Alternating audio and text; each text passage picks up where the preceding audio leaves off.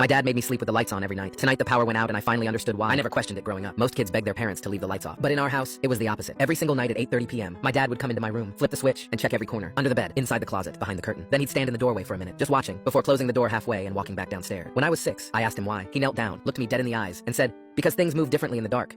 I didn't understand what that meant, but the way he said it made me never ask again. We lived on Pinewood Road in a quiet neighborhood where nothing ever happened. My dad worked construction. My mom taught 3rd grade, and I was just a regular kid who did homework and played video games. The only weird thing about our house was the rule. Lights on, always. Even when I turned 13 and started complaining about it, my dad wouldn't budge. He'd stand there with his arms crossed and say, "You'll thank me one day."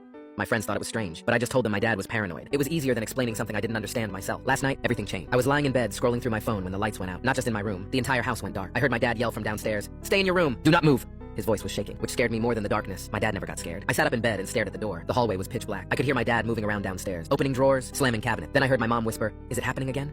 Again?" What did that mean? I grabbed my phone and turned on the flashlight. The beam cut through the darkness and I swept it across my room. Everything looked normal. My desk, my closet, my posters. Then I heard it. A wet, dragging sound coming from under my bed. I froze. The sound stopped. Then it started again, slower this time, like something was pulling itself across the floor. I wanted to scream, but nothing came out. I pointed the flashlight at the floor and saw it. A hand, gray and swollen, with fingers bent at wrong angles, reaching out from under my bed. I jumped off the mattress and backed into the corner. The hand pulled itself forward, and then an arm followed. Then a head. It had no eye. Just empty sockets that leaked something black and thick. Its mouth opened impossibly wide and it started crawling toward me. I ran to the door and yanked it open. The hallway was worse. There were more of them, crawling out of the walls, dragging themselves across the ceiling, moving toward me from every direction. I screamed for my dad and he appeared at the bottom of the stairs holding a flare. He lit it, and the creatures hissed and retreated into the shadows. "Get down here now!" he yelled. I sprinted down the stairs and he grabbed my arm. My mom was standing in the kitchen holding 2 more flares. Her face was pale. "We don't have much time," she said. "The generator only has 20 minutes of fuel left." "What are those things?" I shouted. My dad didn't answer. He just pushed me toward the basement door and said, "We need to get underground. They can't follow us there."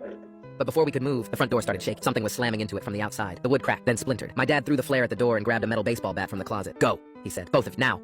My mom pulled me toward the basement, but I looked back and saw the door break open. A figure stepped inside. It was tall, too tall, and its head scraped the ceiling. It didn't have a face, just skin stretched tight over bone. My dad swung the bat and it connected with a sickening crunch. The thing didn't fall. It grabbed him by the throat and lifted him off the ground. My mom screamed and ran back toward him, but I couldn't move. I just stood there watching as my dad's legs kicked in the air. Then the lights came back on. The creature shrieked and dropped my dad. It stumbled backward and collapsed into a pile of ash. The other things in the hallway did the same. They all turned to dust the second the lights hit them. My dad fell to his knees, gasping for air. My mom ran to him and helped him stand. I looked around the house. The walls were covered in scratch marks, deep gouges that went all the way down to the wood. They were always there. I just never noticed because the lights were always on. My dad turned to me, still breathing hard, and said, "Now you know."